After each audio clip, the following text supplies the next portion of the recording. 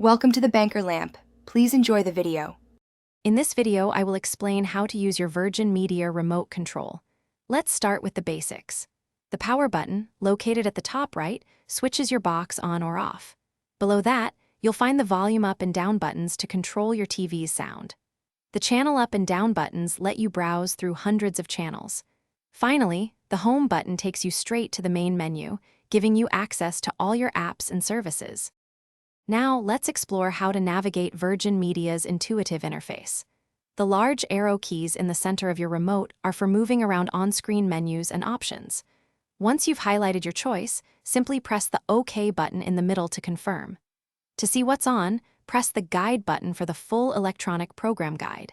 If you ever need to go back, the Back button is your friend, taking you to the previous screen. Your Virgin Media remote makes recording and playback incredibly simple. To record a show you're watching, just press the Record button, a red circle, and it will start immediately. When watching recorded content or on-demand shows, use the Play and Pause buttons to control the action. Need to skip ahead or go back? The Fast Forward and Rewind buttons are there for you. To finish, press the Stop button.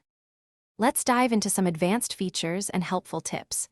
Many Virgin Media remotes include a voice search button, often a microphone icon. Press and speak your command to find shows, movies, or apps much faster.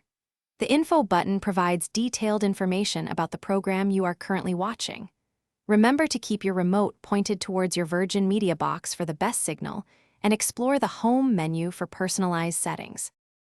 Thanks for watching. If this was helpful, leave a like and consider subscribing. See you next time.